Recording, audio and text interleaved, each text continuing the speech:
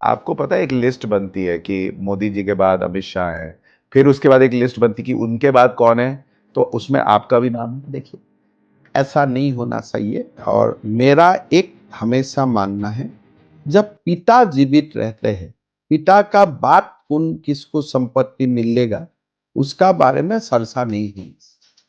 मोदी जी भारत का प्रधानमंत्री है। मोदी जी जैसा संतान भारत को बहुत तप का बाद मिला। और मैं इतना ही बोलूंगा कि मोदी जी इतना साल जीते रहे और भारत को प्रधानमंत्री बनते रहे। मैं आगे मेरा डेड हो जाए, मोदी जी को उससे ज्यादा लंबा आयु हो, तो मोदी जी का पीछे का बात सोचना भी पाप।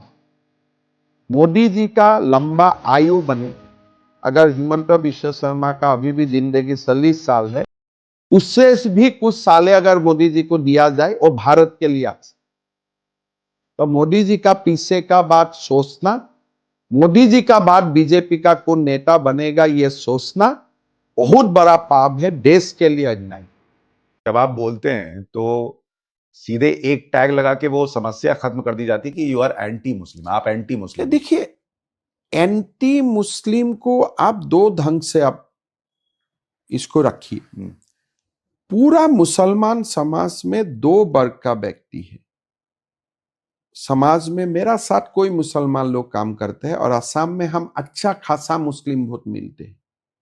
एक लोकसभा सीट मैंने जीता, जो सीट में हिंदू से 2 लाख ज्यादा मुसलमान है। एक मैंने अभी अभी विधानसभा सीट जीते जहां 70% population is Muslim, 30% Hindu. There are Muslim people who love this country, और ये लोग बीजेपी में भी वोट डालना चाहते हैं। प्रॉब्लम यही है कि कंट्रोलिंग जो बॉटम है, कंट्रोल स्विच जो है, जो आपका समाज को कंट्रोल करता है, unfortunately these are the people who are fundamentalists. Maybe these are the people who has supported creation of Pakistan also. Their forefathers, they themselves, but they could not go to Pakistan because of various logistical reasons. तो वो यहाँ रह गए और अब वो अभी वो नफरत उनका दिल में है ही, they are continuing. So you should not be anti-Muslim. There are good people, there are nice people, और बहुत सारे मुसलमान समाज ने भी जो व्यक्ति है, they have also at some point of time their forefathers may have been a Hindu. Conversion to हुआ ही है हिंदू से मुसलमान। So कोई सारा लोग अभी भी वही ब्लड लेके चल रहा है। I am a Muslim, I might have converted at some point of time, but my relatives are still Hindu. So there are those kind of people also in this country. एक आप bracket नहीं कर सकते, और मैं वो bracket में कभी नहीं बोलता हूं, लेकिन यू हैव टू एडमिट कि हमारा देश में फंडामेंटलिस्ट भी है। देश का मुसलमान आपका जितना 6 बच्चा हो, 7 बच्चा हो, विल टेल देम भाई इसको थोड़ा कम करो, but they are bona fide citizen, because they are Muslim हम इसको किनारा नहीं कर सकता हूं। बट अगर बांग्लादेश से जो लोग आए हुए हैं after the cut off date, after the independence, after 1971, वो लोगों को मिल के आइडेंटिफाई करने में हमारा क्या समस्या हो सकता है? हमने चूंकि पीएम के बारे में तो बहुत सुना है, अमित शाह के बारे में बहुत लोगों को नहीं पता वो कैसे काम करते हैं। आपने चूंकि इतना करीब से देखा है। देखिए, पहला बात, एक अमित शाह का बारे में जानने के लिए आपको एक बात जानना पड़ेगा कि उनका जो निष्ठा है मोदी जी का ऊपर, वो 99.9 नहीं है। जो विश्वास है उनका जो ही treat Modi ji as his leader, 99.9 नहीं मानते हैं, 100% कि मोदी जी जो बोल दिया वही फाइनल है। तो उसका ऊपर कोई दिमाग लगाना, रिसर्च करना, मतलब मोदी जी का बाद में ही, मोदी जी का बाद से ही शुरू हो जाता है, मोदी जी का बाद ही अंत हो जाता है। इसका ये एक मैंने गुण देखा बहुत, जो हम लोग उस गुण को नकल हम लोग नहीं कर सकता हूं, बीइंग ए ह्यूमन। हम लोग का भी कुछ फायदा मिलने से हम रहे नहीं रहे तो हम थोड़ा हट जाएगा, हमको आज कुछ मिले तो हम ऐसे बोलूंगा, नहीं मिले तो उल्टा बोलूंगा। तो उसमें ही 100%, मतलब मैं जो पूरा कमिटमेंट है, पूरा कमिटमेंट है मोदी जी का ऊपर, पूरा कमिटमेंट है उनका, लॉयलिटी बोलिए, उसका डिवोशन बोलिए, जो भी शब्द है। फिर भारत का ऊपर, भारत का इतिहास का ऊपर जो अमित शाह का ज्ञान है, नॉलेज है, और बड़ा बड़ा हिस्ट्री का प्रोफेसर का नहीं है।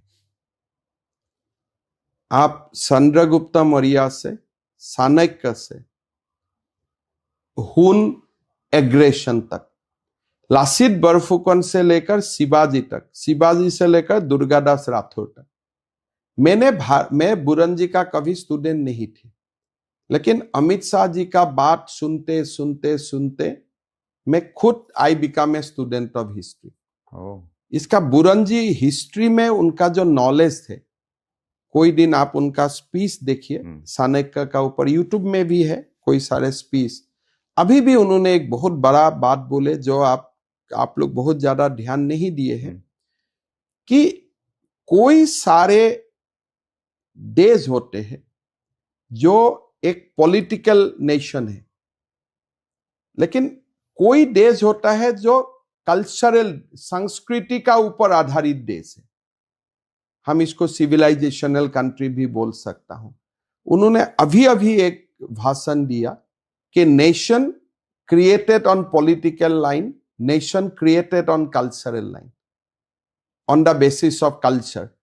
सुनना चाहिए। तो हिस्ट्री का ऊपर, हिंदू धर्म का ऊपर उनका जो नॉलेज है, फ्रॉम वैदिक परंपरा तो तांत्रिक परंपरा, मां कामाख्या से लेकर विंध्या देवी तक, तो उनका नॉलेज टोटल है, बहुत ही डेफ नॉलेज है।